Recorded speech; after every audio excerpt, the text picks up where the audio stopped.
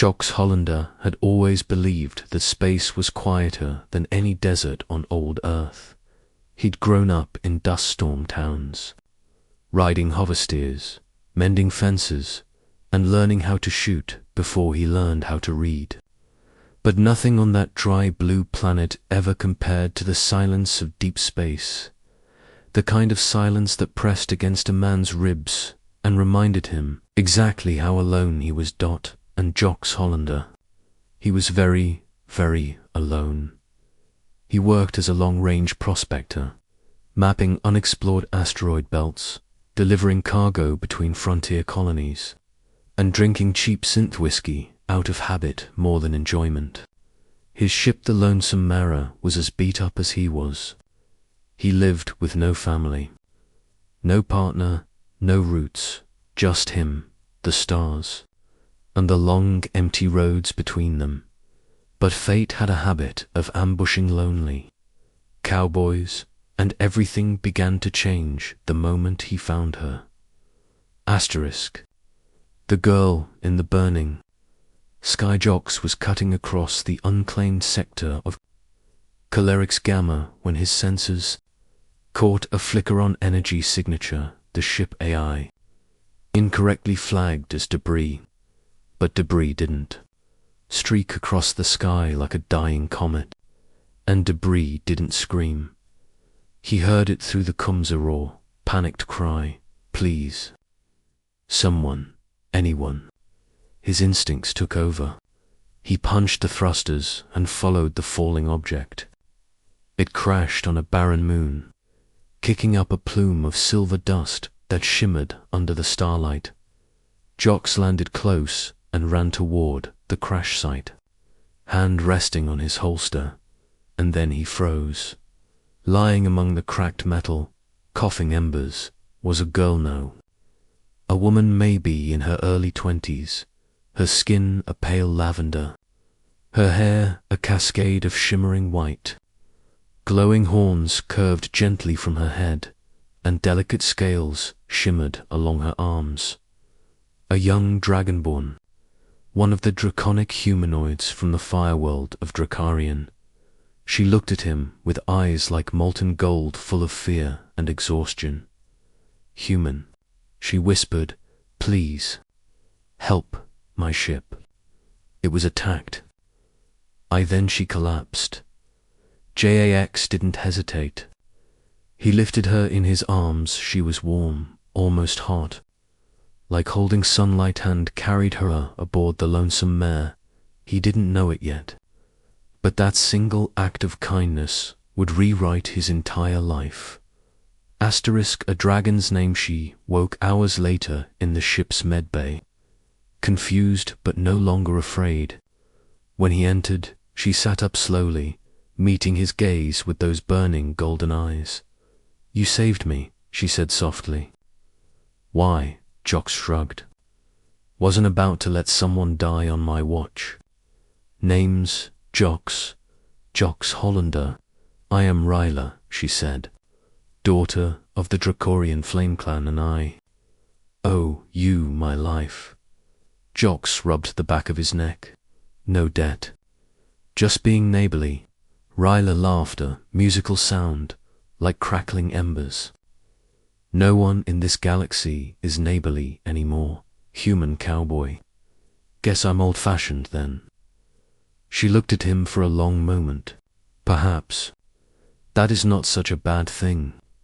Asterisk. To travelers, one ship. Ryla needed time for her wings' delicate, folded appendages to heal, and her clan was dozens of light years away. Jox offered to take her home. A simple gesture.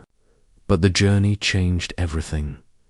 They traveled through nebulous storms, dodged pirates, shared long late-night talks in the cockpit. Ryla learned human slang. Jox learned how dragons saw the universe through heat and emotion. She would sit beside him, tail swaying, wings fluttering whenever she was excited. You humans, she said one night, leaning back in the co-pilot's seat, you burn so quickly, live so fiercely. I admire that. And you dragons, Jox replied. You burn too, but slow, deep, like a forge. She smiled, and that smile hit Jox harder than any plasma bolt.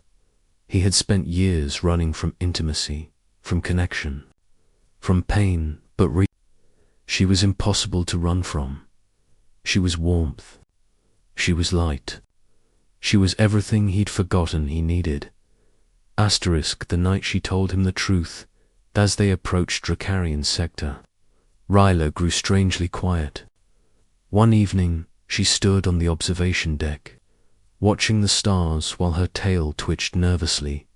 JX joined her. Something on your mind? She didn't look away from the window. My clan. They are strict, traditional. They will not approve of my being rescued by a human. They will say it shows weakness. That's ridiculous. That is the way of dragons. She paused. Jox, when they take me back, I may never see you again. A heavy silence settled between them. Ryla took a deep breath, her cheeks flushing bright pink, a sign of dragon embarrassment. There is something we feel, she said quietly, when someone touches our spirit, when their presence ignites something inside us. We call it the bond flame. Felt it with you. Jox's heart thumped loudly. Ryla, she stepped closer. Her warm hand touched his chest. Do humans feel something similar? Jox swallowed. Yeah, we call it falling. Ryla leaned her forehead against his. Then we are falling together. Asterisk the clan of fire when the lonesome mare landed on Dracarian. The reception was anything but warm. The clan warriors surrounded the ship, spears crackling with energy. At their center stood a towering dragon-born elder scales, deep crimson, horns like carved obsidian. Ryla, he growled. You returned dishonored, rescued by an outsider. A human. Ryla stepped in front of Jox. There is no dishonor in survival, and he is no mere outsider. The elder's eyes narrowed. You defend him. He looked Jox up and down. A frail little mammal.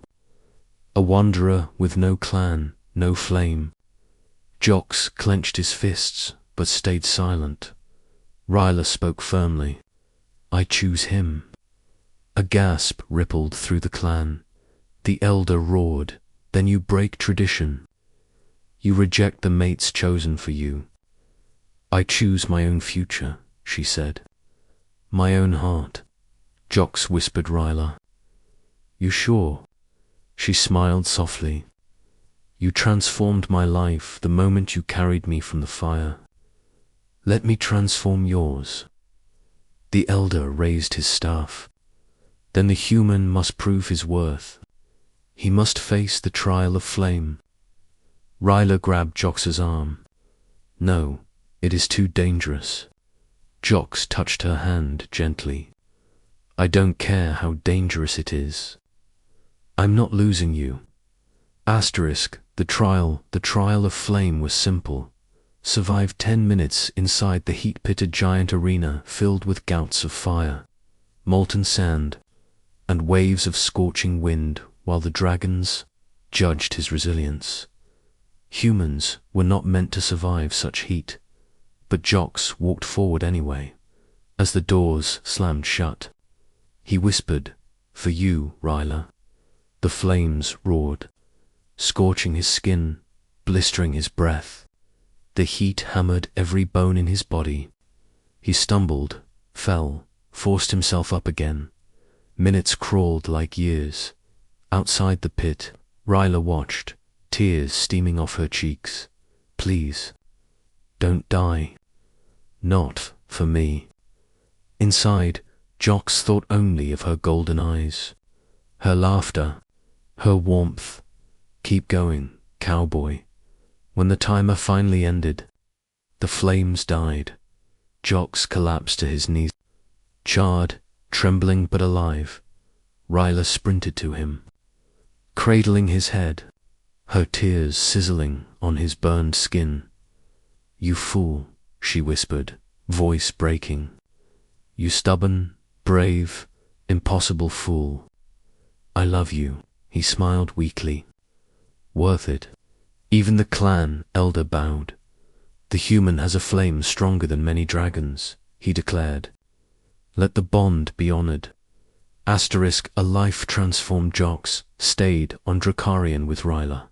He recovered, gaining fire-resistant armor from the dragons, even learning how to ride Flamewhite. Ryla remained by his side, loving, protective, fierce. The lonely cowboy who once drifted through life now had a home, a clan, a partner whose fire matched his own. And every morning, Ryla would curl around him, wings wrapped protectively as she whispered, "You saved me once, Jox Hollander, but you saved my heart forever." He would kiss her horn and answer, "And you gave me a life worth living." Together, their flames burned brighter than any star.